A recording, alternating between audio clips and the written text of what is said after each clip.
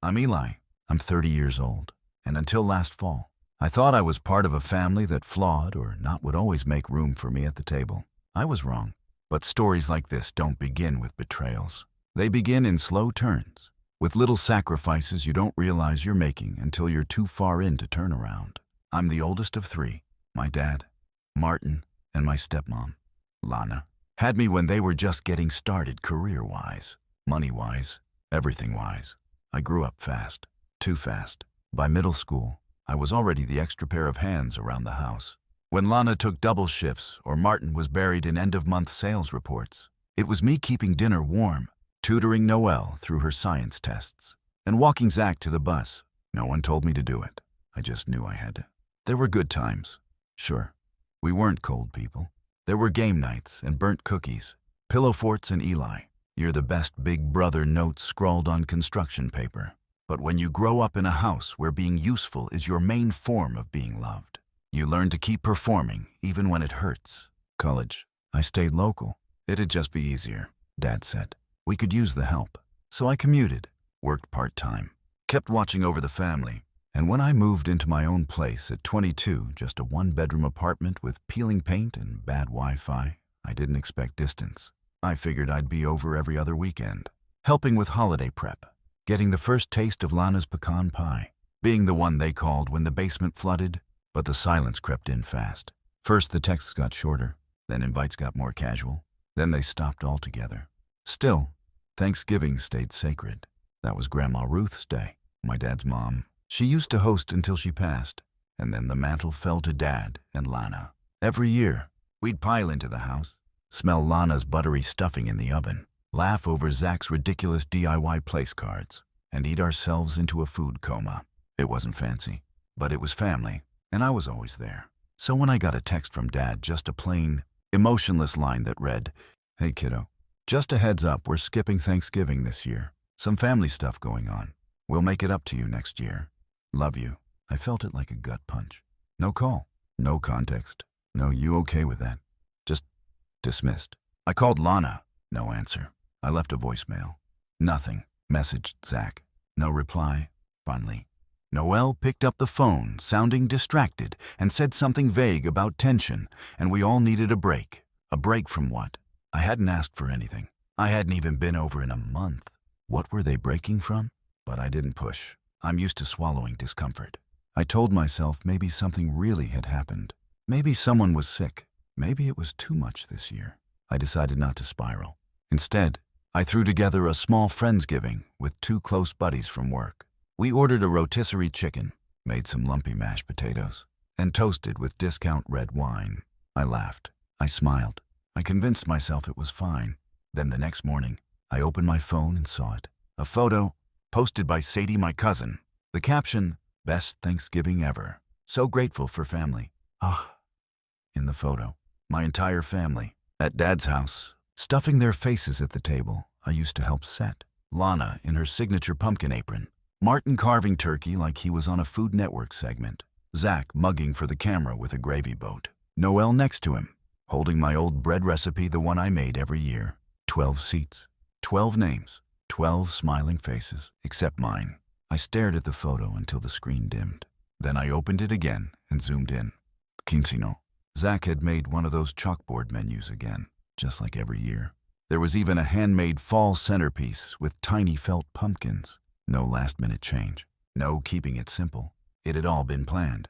Planned without me. I didn't call. I didn't text. I just sat there in my apartment, my leftover chicken now cold, and wondered what I had done that was so bad they couldn't even say it to my face. Was it when I turned down helping with Zach's blog launch because I had parent-teacher conferences? Was it because I didn't lend Martin that money last spring for the brakes on his truck? Had I missed something? The silence screamed louder than any words ever could. I didn't sleep that night. I lay awake, watching the ceiling, remembering all the times I had shown up when no one else did. The times I drove Noelle to emergency appointments, proofread Zach's papers, stood in the kitchen when Dad had a migraine and Lana was working double. But apparently, showing up only matters when they decide it does. The next morning, my phone rang. It was Martin. His voice was chipper. "Hey buddy, hope you had a nice Thanksgiving." I froze. He wasn't calling to explain. He was calling to pretend nothing had happened. I forced a breath. Yeah, it was fine. He didn't even pause. Great, great. So we were thinking of grabbing dinner sometime next week, just to make up for everything. You free? Make up for everything? That was his version of closure. A burger and a beer in place of honesty. I didn't explode. I didn't cry. I just said, sure, and hung up. And that's when I knew this wasn't a misstep. This wasn't just a family mix-up. They'd made a decision. They had erased me, and they weren't even going to explain why. But I had my own decision to make too, and it started right then. The thing about being cut out quietly is that it never looks like betrayal on the surface. There's no slammed door, no angry voicemail, just people smiling without you in the frame, pretending you were never meant to be in the picture at all. After Martin's call, I didn't respond to anything. No texts, no group messages, not even the generic cookie tin invitation Lana sent a week later with a chipper, "Hope you're ready for Christmas baking." Like the last month hadn't happened. I didn't trust myself to answer.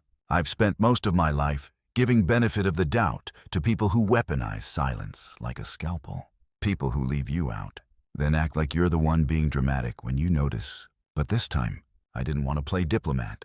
Instead, I opened a folder on my desktop that hadn't seen the light of day since I graduated college. It was a mess of half-written essays, old journals, and random voice memos I'd once recorded when I thought I might write a book about family dynamics. I used to call them field notes from the golden child turned housekeeper. That folder became my therapy. One by one, I opened the files, reading through stories I had nearly forgotten.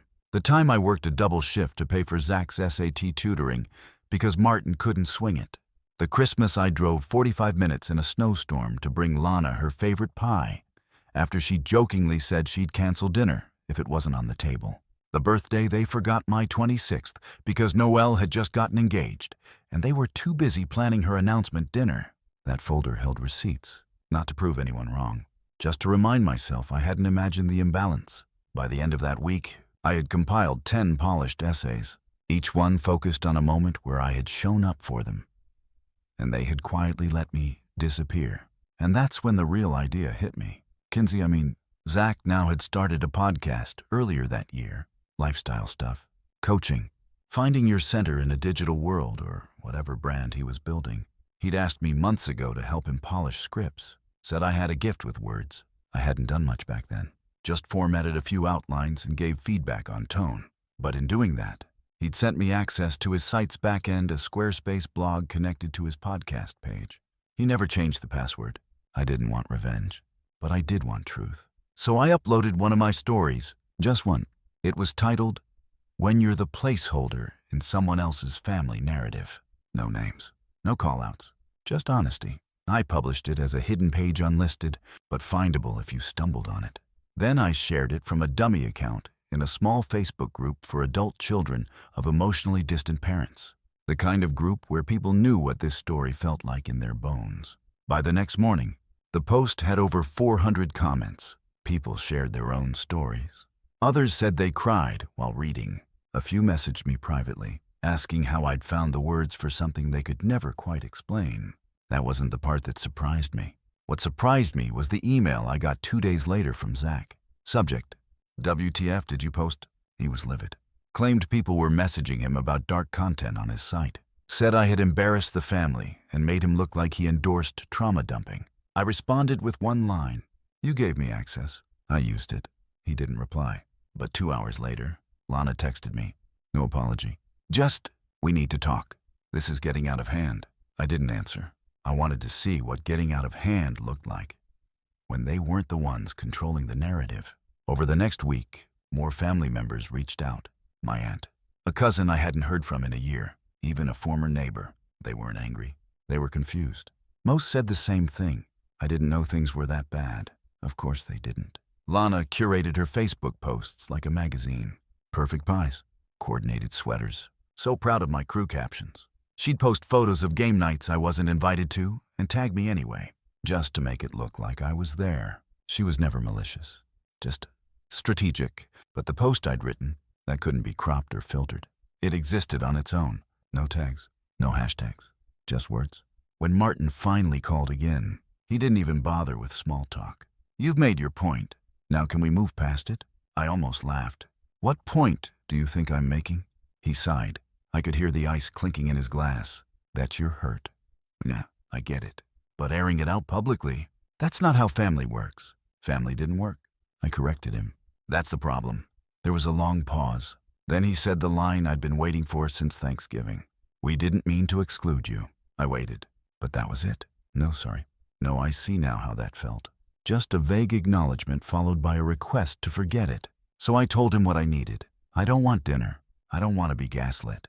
I want you and Lana and Zach and Noelle to say what happened out loud. You cut me out.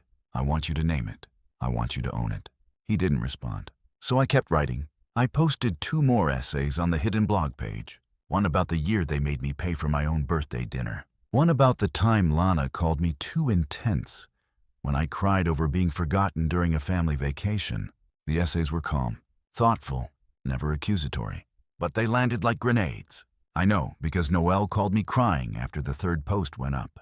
You're breaking us apart, she said.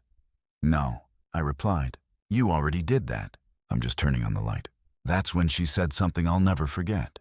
You've always been the strong one. Why are you acting like this now? And I finally said what I should have said years ago. Because being the strong one doesn't mean I have to carry everyone else's neglect. After the 3rd post went live, something changed. Not online that had already caught fire in its quiet way.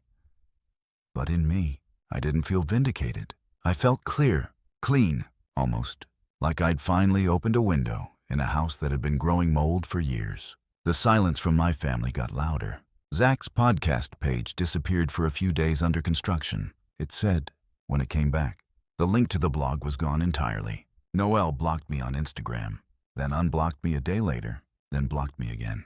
Lana texted, but the messages were clipped now. She asked if I'd be open to constructive feedback on how I handled my hurt. I didn't respond. I was done doing homework for people who never came to class. Instead, I kept writing. Not on their blog, I moved everything to my own site this time. A clean layout. No comment section, just truth. I added a 4th piece called Grief in Reverse. It was about what it feels like to slowly realize your family never truly saw you, not the way you hoped they did. It wasn't angry, just raw. That post got picked up by a small online publication. Then another. A woman in New Mexico messaged me. Your story helped me confront my own mother for choosing a version of me that never existed. She said she read the essay 3 times before sending her mom a letter she'd waited 20 years to write. It hit me hard, not just because someone found freedom in my words, but because I realized I had waited too long for the same thing: permission. Validation. Someone else telling me it was okay to say, no more. And that's when the real irony hit. I never needed their apology. I needed mine. So I wrote it. To myself. I forgave myself for all the birthdays I spent waiting on a call that never came. For the times I loaned money I didn't have, because that's what family does. For the endless emotional labor. The constant making space for people who left me standing in the doorway. I forgave the version of me that thought being reliable would eventually be rewarded with presents, that showing up with bread and shoulders to cry on, and late-night rides from bad parties would earn me a chair at the table without question. I was wrong, but now I was free.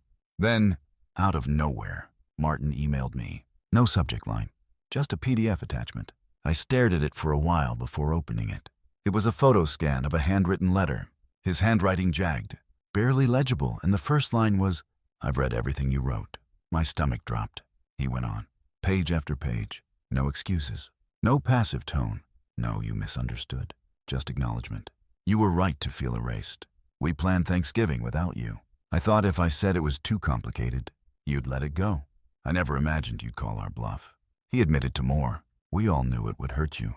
But it felt easier to avoid the tension of having you there. We assumed you'd be fine, because you always were. That line broke me a little. Because that's the thing about being fine. People use it as a pass.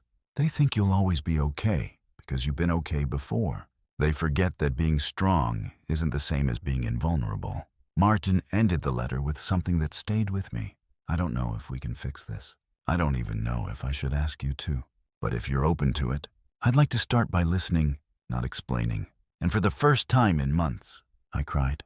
Not the angry kind, not the shocked, stunned silence kind. Just grief, quiet, aching grief for the version of my family I had imagined we could be the one where love wasn't based on convenience or compliance. I didn't reply right away. Instead, I forwarded the letter to a folder I now kept on my desktop titled Proof That I Was Here. Because even if nothing changed, at least I'd know I wasn't crazy. I hadn't imagined the weight I carried. 2 weeks later, I agreed to meet Martin and Lana at a cafe, the same one they used to love posting about when Noelle got engaged. I chose the seat facing the window. They arrived together. Lana looked tired. Martin looked like someone who had practiced his lines and thrown them out 5 minutes before walking in. We sat in silence for a moment. Then Lana said it. "We're sorry. We hurt you, and we let it happen on purpose." It wasn't dramatic. It wasn't tearful, but it was honest. I nodded. That's a start. They asked what came next. I said this. Nothing comes next. Not right away. You don't get to schedule reconciliation like a dentist appointment. You don't get to name it forgiveness because you're tired of feeling guilty. They understood. We sat there a while longer, talking. Yes, but mostly sitting. And for once, that was enough. I walked away from that cafe lighter. Not because I had my family back, I didn't. Not fully. Maybe never. But because I'd stopped carrying the burden of making it all okay. The days following the cafe meeting were a blur. I found myself oscillating between a sense of liberation and an aching void. The acknowledgement from Martin and Lana had been a balm, yet it couldn't erase years of neglect. I immersed myself in my writing, channeling emotions into essays that resonated with others who had felt unseen by their families. The blog gained traction, and messages poured in from strangers, sharing their own stories of familial estrangement. It was both comforting and heartbreaking to realize how many carried similar wounds. One evening, as I was drafting a piece titled The Invisible Child, my phone buzzed. It was a message from Noelle. "Emery, I read your latest post. I didn't realize how much pain we caused. I'm sorry." I stared at the screen, emotions swirling. Part of me wanted to respond, to bridge the chasm that had formed between us.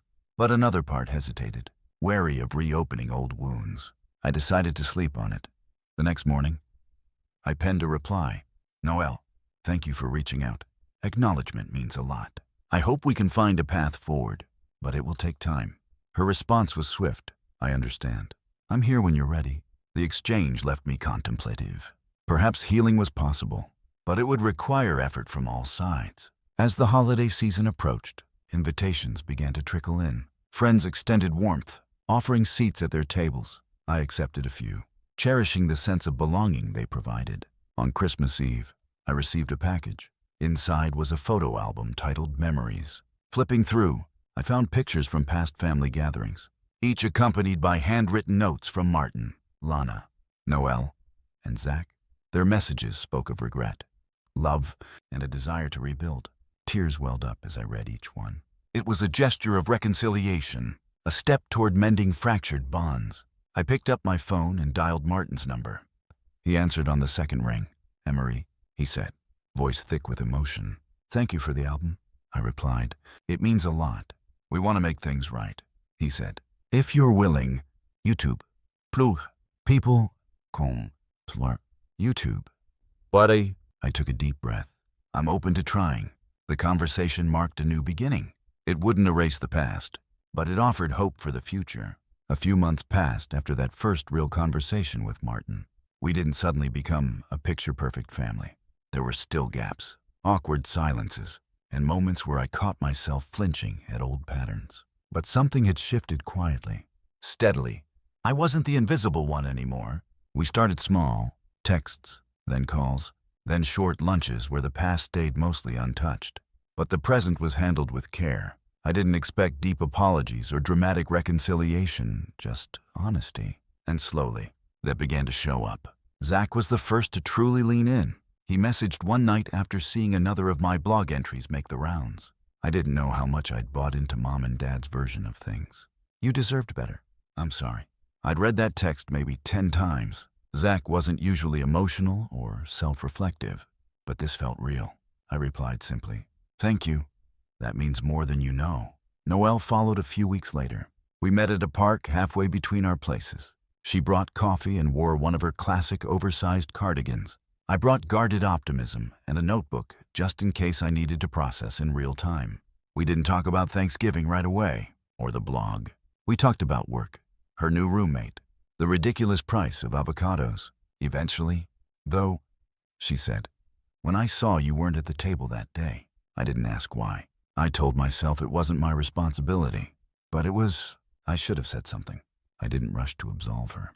I just nodded. I appreciate you saying that.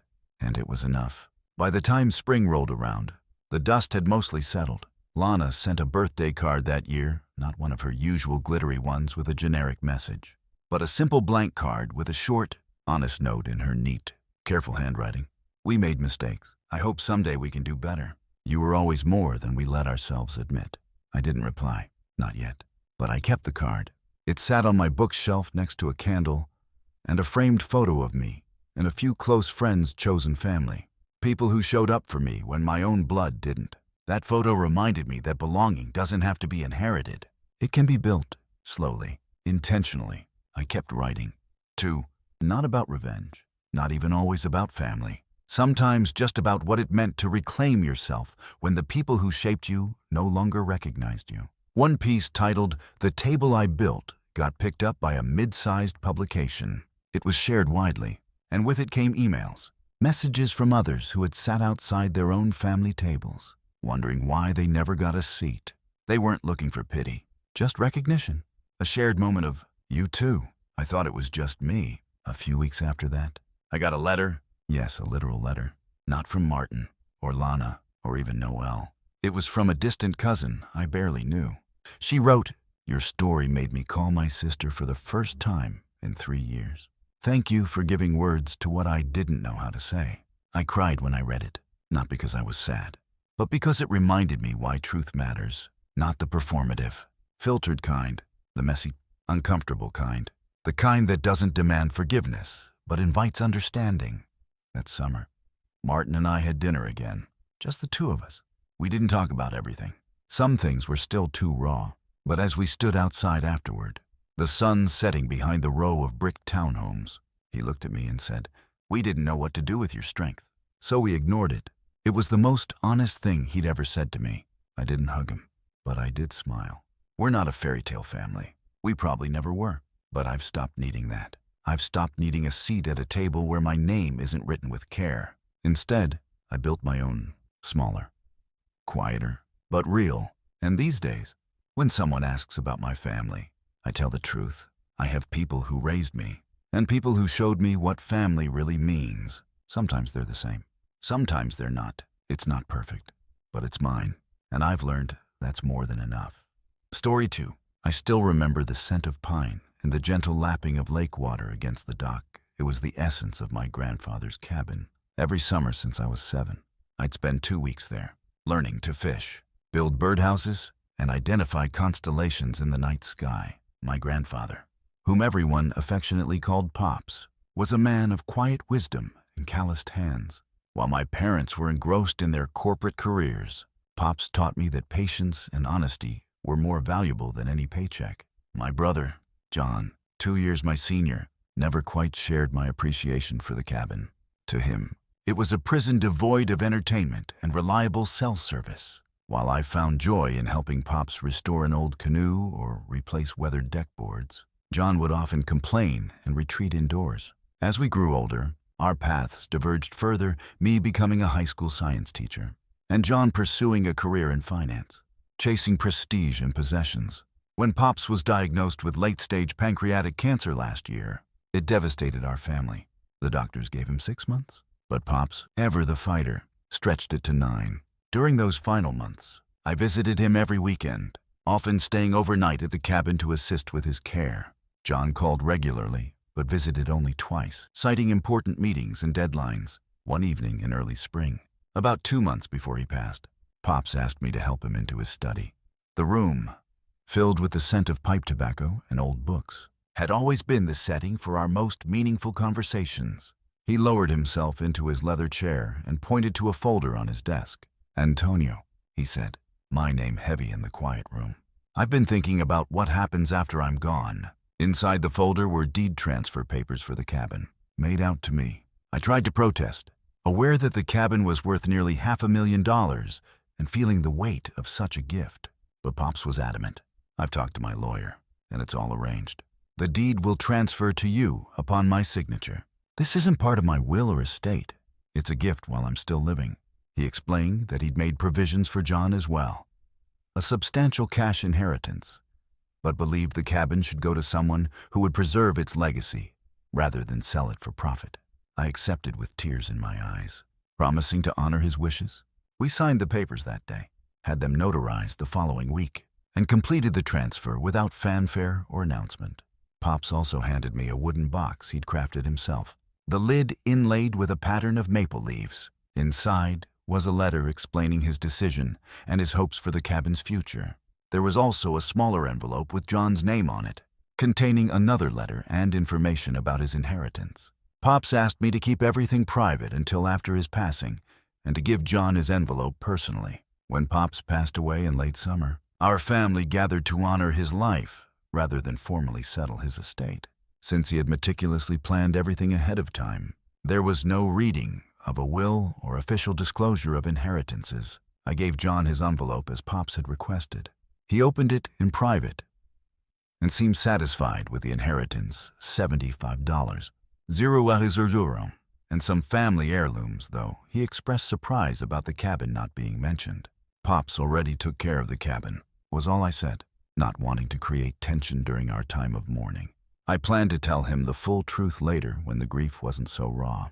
For the next 3 months, I kept my ownership of the cabin quiet, occasionally driving up on weekends to check on the property and begin some minor repairs Pops had been planning. I hadn't even changed the furnishings, leaving his flannel shirts hanging in the closet and his collection of hand-carved fishing lures displayed on the mantel. It still felt like his place, and I needed time to process that it was now mine.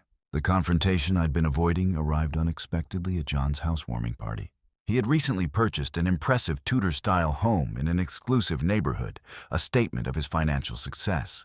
The party was in full swing when I arrived, the house filled with family, friends, and many of John's business associates. After giving me a quick tour, John clinked his glass to gather everyone's attention. "Thank you all for coming to celebrate this milestone with me," he began, standing on the 3rd step of his grand staircase for maximum visibility. "This house represents years of hard work and sacrifice." He continued with practiced humility about his success, thanking our parents for their support. Then the conversation took an unexpected turn, and I have another exciting announcement to make. John's voice rose with theatrical enthusiasm. "Many of you know that our grandfather, who we all love dearly, passed away a few months ago. What you don't know is that just last week, while going through some of his papers that my parents had stored, I discovered something incredible." He reached into his jacket pocket and pulled out an envelope yellowed with what appeared to be artificial aging. A letter from Pops expressing his final wishes for the family cabin that's been in our family for generations.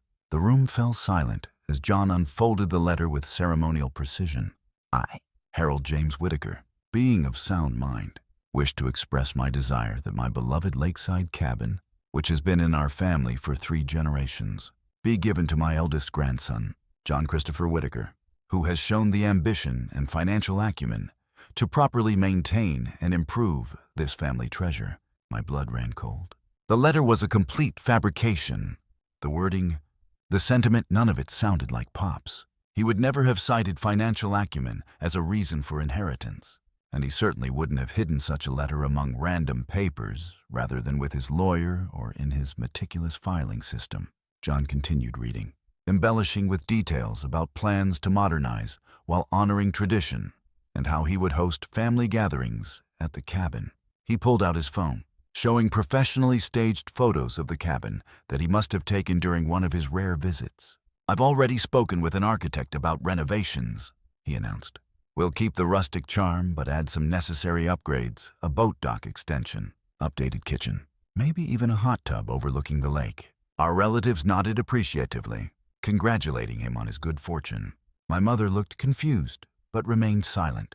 My father clapped John on the shoulder, saying something about how proud Pops would be. I stood frozen, a storm of emotions thundering inside me, anger at John's deception, disbelief at his audacity, and beneath it all, a deep sadness that he would desecrate Pop's memory with such a lie. For a brief moment, I considered letting it go. What would Pops do? Probably something wise and measured. But this wasn't just about a property. It was about honoring Pop's explicit wishes, about truth, about right and wrong. I slipped out to my car, my hands shaking as I opened the trunk. The wooden maple leaf box sat where I'd placed it months ago, waiting for this exact moment without my knowing it. I took a deep breath, steadying myself before returning to the party with the box tucked under my arm. I stepped back into the house with the wooden box in my arms, the weight of it somehow heavier than when I first carried it out. Maybe it was what it meant now, not just Pop's craftsmanship, but his voice when he no longer had one to speak with.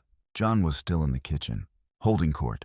The guests clung to his every word as he spoke of lakefront property values and smart renovations. A luxury dock, solar panels, a hot tub under the stars. The same stars Pops and I used to trace with our fingers from the deck, wrapped in wool blankets, speaking softly about constellations like they were family. I stopped just at the edge of the kitchen, and I called his name. John. He turned. His smile tightened. "We'll talk later," he said under his breath.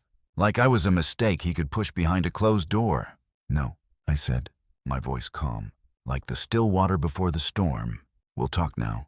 The room fell quiet, the kind of hush that comes when a hawk lands among sparrows. Some looked down at their drinks. Others leaned in, curious. I stepped forward and set the box down on the counter. This was given to me by Pops. I think everyone deserves to hear what's inside. There was a silence like holding breath. I opened the box slowly, revealing the letter and the notarized deed. The paper smelled of cedar. I held it up and read, "To my grandson, Antonio," and I kept reading.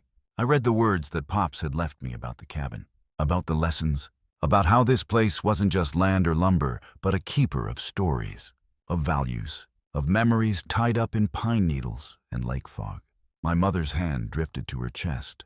My father leaned forward, blinking. Some of the guests shifted their feet. John's face drained slowly, like dusk turning to night. I laid the notarized deed next to the letter. "The transfer happened in April," I said. "The cabin is already mine." Pops made sure of it. John didn't say a word at first. Then his eyes narrowed, and he grabbed the letter he had read earlier, the fake one. "And what about this?" he said, waving it. "You're just going to ignore Pop's wishes." "That letter," I said, "isn't from him, and you know that." There was a tremble in his hand. His eyes scanned the room, but no one rushed to defend him now. The silence was harder this time, like cold. Then his voice cracked. "You always were his favorite," he said, low, "because you played forest ranger every summer, helping him with his tools like a little puppy. He gave you what he thought was right." I said, still calm. "You got $75, 00 and heirlooms. And that letter there was one for you, too. You never read it." "How did you?" "I skimmed it," he mumbled. "Didn't see much point." I reached into the box again and pulled out his unopened envelope. "This is yours?" I said, setting it down between us. "You might want to give it more than a skim." He didn't touch it, just stared at it like it might burn him. Guests began to drift toward the door, murmurs and awkward nods, like deer leaving the edge of a clearing. My mother ran her fingers over Pop's signature. "It's his handwriting," she whispered. The party was over. I didn't say another word. I left the letter, the deed, and the envelope right there on the counter. If John had any sense of honor left in him, he'd read it in his own time. If not, then that too would be a kind of answer. Back at home, I sat in the cabin that weekend. The dock groaned under my weight, same as it did when Pop sat here. I stared at the lake until the stars came out, and I listened for what the wind might say. 3 weeks passed. Then, out of nowhere, John texted me. Coffee. I met him halfway, at a diner that had chipped mugs and a view of a parking lot. He looked older, tired. His shirt was wrinkled, his voice quieter. "I read the letter," he said, sliding it across the table like a white flag. "All of it. Even the part about the stocks." He looked up at me. I didn't even know he'd done that. 50 shares from when I was born. They're worth a lot now. He'd planned it all. I nodded. I was so wrapped up in being first, in being the one who wins. I didn't realize. Maybe I never had to compete. I didn't say anything. Some truths, once spoken, don't need replies. He leaned back in his seat. "I don't expect you to forgive me." I lied. "I made that letter. I was going to sell the cabin. You know, I'd already talked to a realtor. That would have broken him," I said, not harshly, just truth. "I know," he said. I think I knew even then. We sat with our coffees. His eyes didn't dodge mine. He looked ashamed, and that mattered. "The cabin needs a new roof," I said finally. Dock's falling apart on the north side. He blinked. You want help? I'm not giving you part of it, I said. But maybe you can help fix it. Use it sometimes. Bring your kids one day, if you ever have them. His eyes widened, then softened. You do that, after all this. It was never about the cabin. I said, it was about Pops, about his word. You can't change what you did, but you can change what you do next. He nodded. Okay, deal. We shook hands. Not brothers again, not yet, but maybe starting to find the shape of what that could mean again. The next time John came to the cabin, he brought work gloves and silence. It was a cold Saturday morning, mist rising off the lake like breath from the earth itself. I'd already hauled out the replacement planks for the dock, set out 2 toolboxes, and started boiling water on the old propane stove inside. When his car crunched up the gravel drive, I didn't meet him at the door. I let him find his own way in, the way I used to when Pops taught me what it meant to show up without needing an invitation. He didn't bring gifts, just himself, which was enough. We worked side by side that day. Not much was said. He handed me tools when I needed them. I held beams while he drilled in anchors.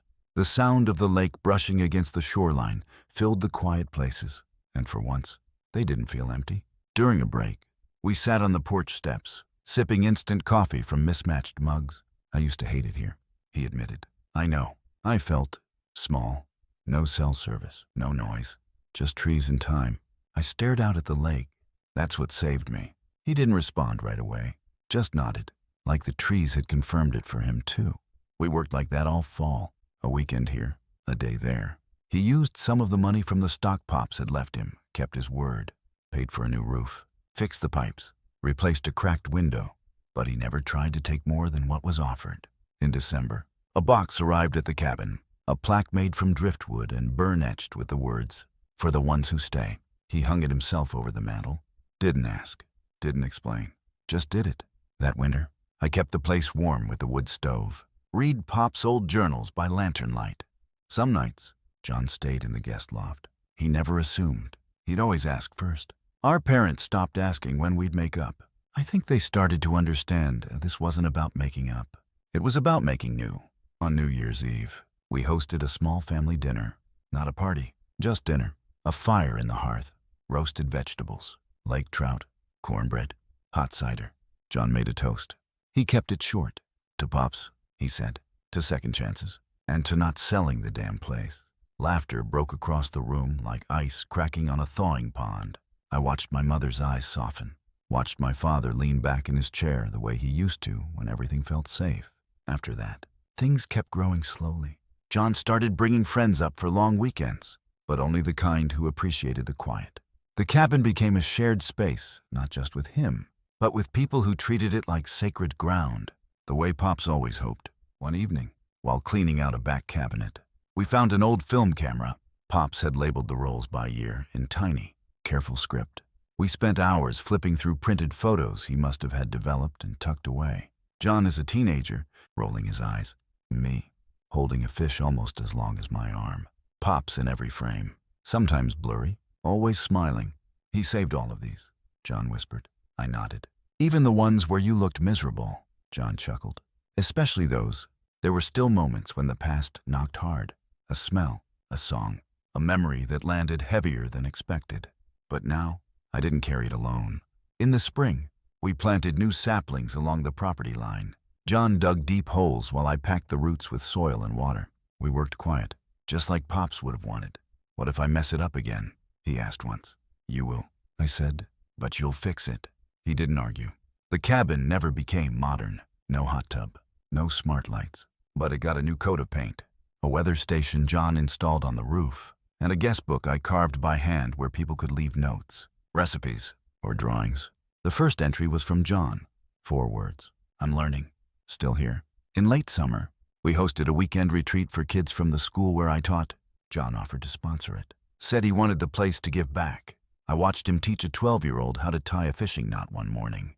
Patient, focused, not once checking his phone. That night, after the kids were asleep and the fire crackled low, he turned to me and said, I never thought this place would feel like mine. It doesn't have to, I replied. It's ours, as long as you don't try to own it. You're welcome here. He smiled and leaned back, the stars catching in his eyes. One day, I found another letter in the maple box, an old one, buried under flannel. I hadn't seen it before. It was short. A note Pops had written without naming either of us.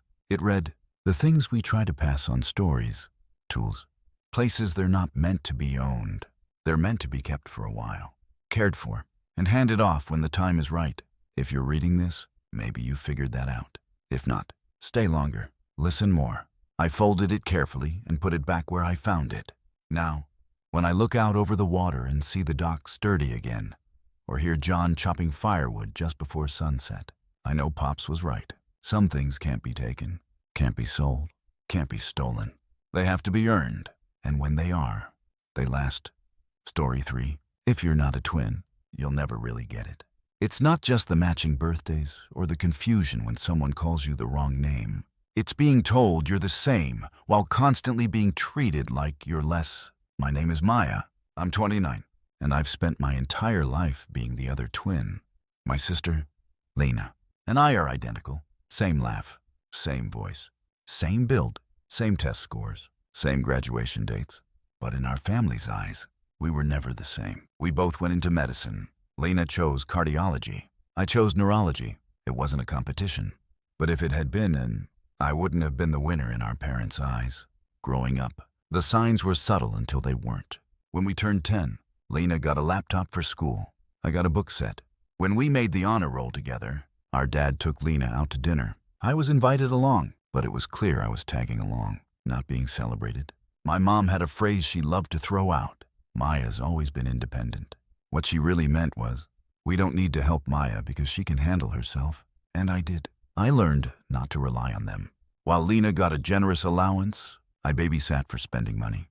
When she got into summer programs, our parents paid her way. I hustled for scholarships. It never felt malicious, just effortless for them to overlook me. I was lucky to meet Dr. Eliza Warren, head of neurology at the local hospital. During high school, while my parents were busy cheering Lena on at debate competitions, Dr. Warren was the one reading my research papers, the one writing my recommendation letters, the one reminding me I mattered. Lena and I both got into Northwestern's med school, same GPA, same MCAT score. My parents celebrated like Lena had won the Nobel. They hugged me, too, but it felt more like an afterthought. They paid for Lena's off-campus apartment. I took out loans and worked the late shift at the library. By the time we finished med school, we were both about 280 euro in debt. Still, we stood side by side in matching gowns, identical degrees, same title, doctor. That's when the final blow landed. A week after graduation, our parents hosted a dinner at their house. I assumed it was for both of us, but as we sat down, my dad raised his glass. We're so proud of our girls, and to give Lena the best start, we've decided to pay off all her student loans. It felt like the air had been sucked out of the room. $280. Cordozen, gone. Just like that for her. I waited, hoping they'd say something to me. Anything. But all I got was a polite smile from my mom. Maya, we wish we could help you. 2. But you've always been the resourceful one. You'll figure it out. I stared at my plate, heat crawling up my neck. Lena looked embarrassed and actually tried to speak up, but our dad brushed it off. Life isn't always fair, he said. We do what we can, except they could have helped. They just bought a beach house in Florida. It wasn't about the money. It was about who they thought deserved it. I held it together through dinner, smiled, thanked them, then went home and cried until sunrise. The next day, I picked myself up and did what I'd always done. I figured it out. I started researching fellowships and loan forgiveness programs. I created a budget so tight I was counting coffee filters. I took a higher-paying residency with awful hours. Lena, free from debt, chose a lower-paying program with better work-life balance. We both worked hard, but I worked desperate. While my co-residents went to brunch or traveled, I picked up extra shifts. I missed birthdays, holidays, entire seasons just trying to stay afloat. Still, I kept moving. 6 months before my residency ended, Dr. Warren pulled me aside. You should apply for the Wexler Neurology Fellowship, she said. They're looking for research on neuroplasticity in trauma patients, your specialty, and it covers everything. Loan forgiveness, full stipend, 5 years at the top institute in the country. I nearly laughed. That kind of opportunity didn't happen for people like me, people who worked in the background. But she was serious. So I applied. I worked on my proposal for weeks after long shifts, polishing every line. I didn't tell my family. Why would I? Their silence was louder than any rejection could be. Then, the week before residency ended, my parents called. "We're throwing a party for Lena. A debt-free celebration," my mom chirped. "It's at the Hawthorne Club. You'll help us set up, right?" Of course I agreed, because somewhere I still wanted them to see me. The club was full-blown elegance crystal chandeliers, champagne towers, a banner that said, "Congrats, Dr. Lena debt-free." The kind of party you throw for someone you're really proud of.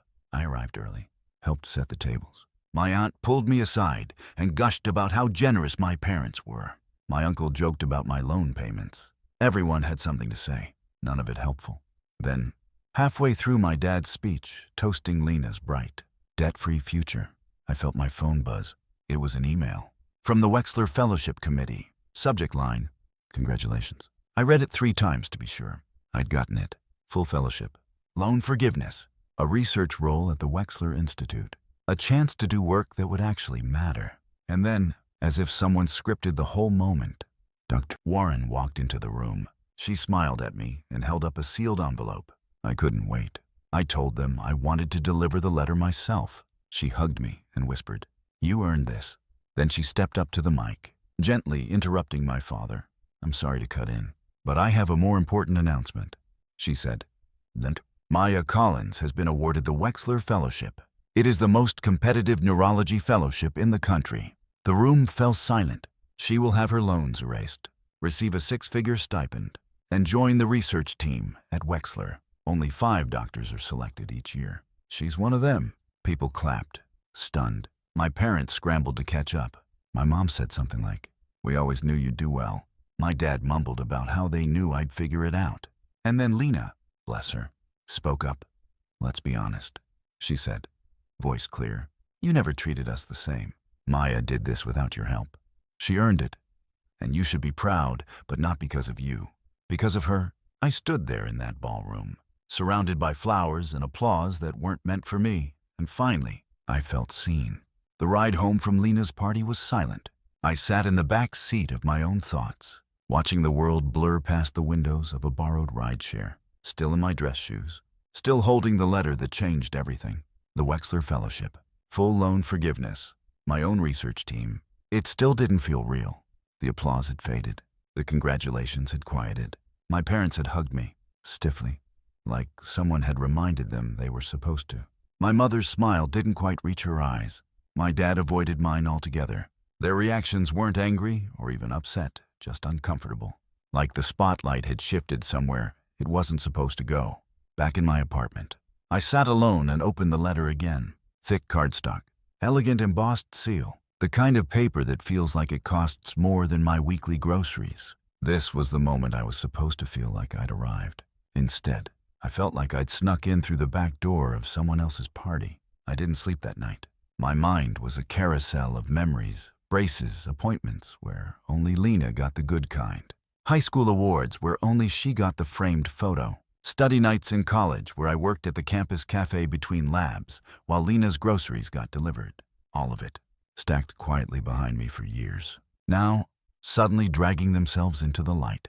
By morning, I was done feeling small. When my parents called 2 days later, I knew what the conversation would be before I answered. My mother started with pleasantries. "Your father and I were thinking," she said. "We should all get dinner, just the 4 of us. Celebrate properly." She used the same tone she'd used when offering to pick me up after my first med school midterm, a ride that never came. I told her I'd think about it. Instead, I called Lena. "You okay?" she asked.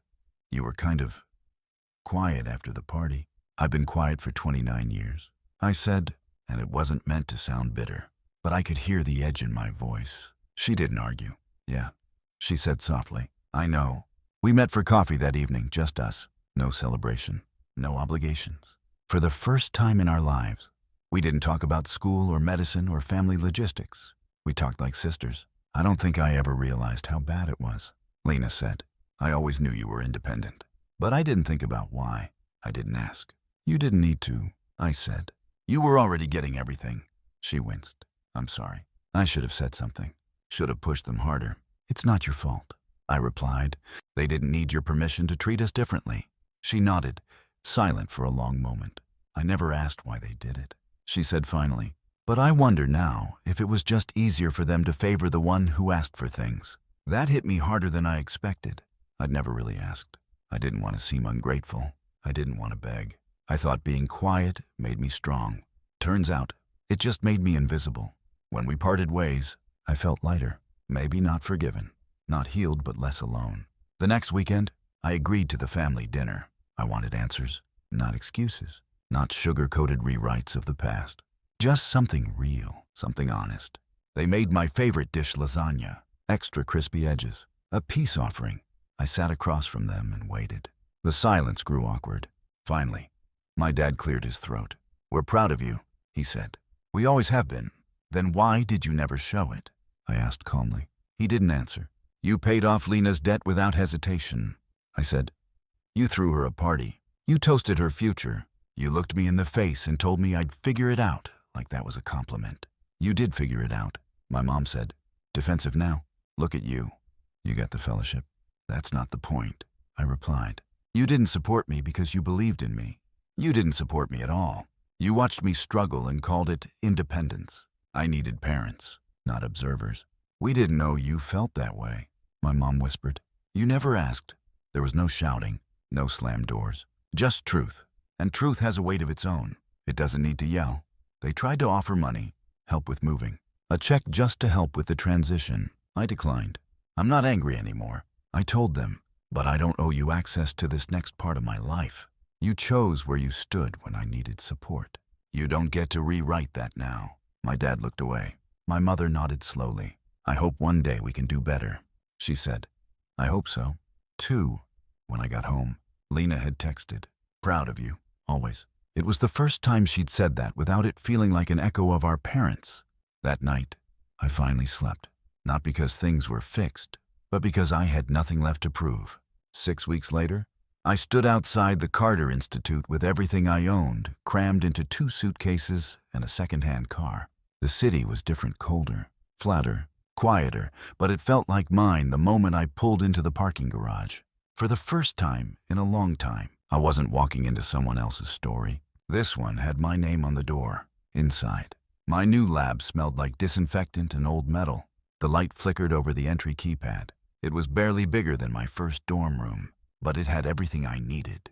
A bench, a microscope, and a locked cabinet with my name on it. I ran my fingers over the label. Dr. Gina Wilson, no twin listed beside it. No second name to share the credit or the attention. Just me. The first few weeks were hard, really hard. The Carter Institute didn't hand out fellowships like participation trophies. Everyone here had already done something groundbreaking. Everyone here worked like the clock was a lie. The pace was brutal. There were days I didn't see sunlight, days where I went home only to shower and come back again. But the exhaustion was different than residency. It was chosen, not forced. It didn't feel like running from something anymore. It felt like running towards something. I stayed late one night to finish a draft for my first paper. Around 2 a.m., Dr. Carter came by with 2 cups of coffee and sat across from me without saying a word. We worked in silence for an hour before she finally said, "You know, they still talk about your application." I looked up, confused. "Who?" "The selection committee. You were the only applicant who submitted their proposal while still working overnights at the hospital. Your dedication scared them in a good way." I didn't know what to say. Praise from her still felt like getting sunlight after too long underground. She added, "You've earned your space here. Gina, not because you're Grace's twin, not because someone opened a door for you. You kicked it in." Her words stayed with me. I published my first paper 3 months later. It wasn't groundbreaking yet, but it was mine, my work, my name. I didn't send the link to my parents. Instead, I sent it to Lena. She called me the next day, voice tight with tears. "I printed it out and framed it," she said. "I put it right next to mine from last year." For the first time, I didn't feel like her shadow. We started talking more, not every day, but when we did, it was honest. Sometimes we talked about our patients, sometimes about nothing at all. She even visited once, bringing cookies and a bottle of wine that we drank on the floor of my tiny studio. That night, She said something I'll never forget. "You've always been the strong one." I used to envy that. But now I think I finally understand how much it cost you. It was the first apology that didn't feel like it came with conditions. I didn't forgive our parents overnight. I don't know if I ever will. Some wounds don't close. They just stop bleeding. We talk sometimes. Short calls mostly. My mom still tries to send gifts. I return most of them, except the birthday card she sent with a note that simply said, "We're proud of you, not because you made it, but because you didn't quit." I kept that one. On the 1-year anniversary of my fellowship, Dr. Carter invited me to present at a conference in Tokyo. I stood in front of a packed hall, explaining the implications of my research on neural recovery in trauma patients. For 20 minutes, they listened, they asked questions.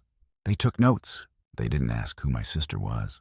They didn't care. They just cared about the work, about me. At night, in a hotel room high above the city, I watched the lights below flicker like stars. I thought about all the times I'd cried alone, all the times I'd convinced myself it didn't hurt, all the times I'd told myself it would pay off if I just kept going. And now, here I was, not perfect, not completely healed, but free from comparison, free from the need to prove anything, free from chasing validation that would never come. In the end, the fellowship gave me more than loan forgiveness or prestige. It gave me my name back. It gave me Gina, just Gina, and that was enough.